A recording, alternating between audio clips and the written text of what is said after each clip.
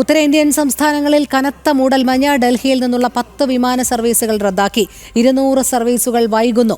റാഞ്ചി, പട്ന, ഹിൻഡൻ, ജമ്മു, വാരണാസി എന്നിവിടങ്ങളിൽ മൂടൽമഞ്ഞ് തുടരുന്നതിനാൽ വിമാനങ്ങൾ വൈകുമെന്ന് മുന്നറിയിപ്പ്. യാത്രക്കാർ ഫ്ലൈറ്റ് സ്റ്റേറ്റസ് പരിശോധിക്കാനും നിർദ്ദേശം.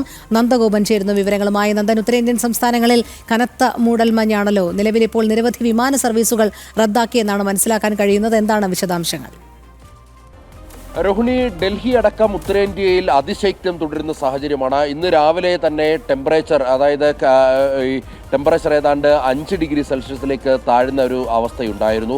പ്രധാനമായും ഹിമാലയൻ മേഖലയിൽ നിന്ന് ആഞ്ഞടിക്കുന്ന കാറ്റാണ് ഈ അതിശൈത്യത്തിന്, ഉത്തരേന്ത്യയിലെ അതിശൈത്യത്തിന് കാരണമെന്നാണ് കാലാവസ്ഥാ നിരീക്ഷണ കേന്ദ്രം വ്യക്തമാക്കുന്നത്.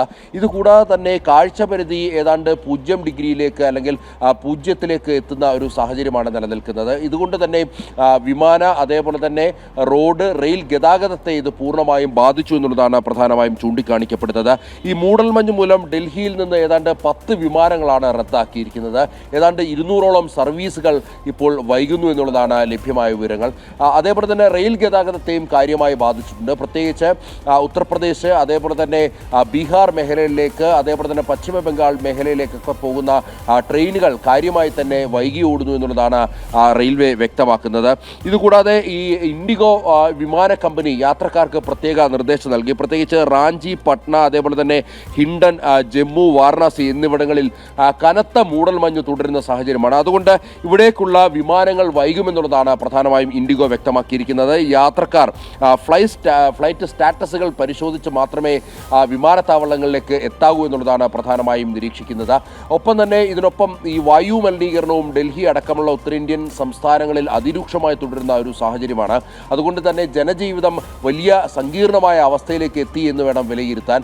ഈ വരും ദിവസങ്ങളിലും ഈ കനത്ത മൂടൽമഞ്ഞും അതേപോലെ തന്നെ ഈ പുക ഒക്കെ തന്നെ കൂടുതലാകും എന്നുള്ളതാണ് കാലാവസ്ഥാ നിരീക്ഷണ കേന്ദ്രം വ്യക്തമാക്കുന്നത്. വായു മലിനീകരണത്തിനൊപ്പം തന്നെ ഈ അതിശൈത്യവും തുടരുന്നത് കാരണം തന്നെ ഈ ഫോഗ് രൂപപ്പെടുന്ന ഒരു സാഹചര്യമാണ് നിലനിൽക്കുന്നത്. അതുകൊണ്ട് തന്നെ വരും ദിവസങ്ങളിലും സമാനമായ രീതിയിൽ വിമാന സർവീസുകളും അതേപോലെ തന്നെ ട്രെയിൻ ഗതാഗതവും ഒക്കെ തന്നെ താറുമാറാകാനുള്ള സാധ്യതയാണുള്ളത്. ഇന്നും യമുന എക്സ്പ്രസ് വേയിൽ ചില അപകടങ്ങളുണ്ടായി. അത് ഈ കാഴ്ചപരിധി കുറഞ്ഞതാണ് ഈ അപകടങ്ങൾക്ക് കാരണമായിട്ടുള്ളത്.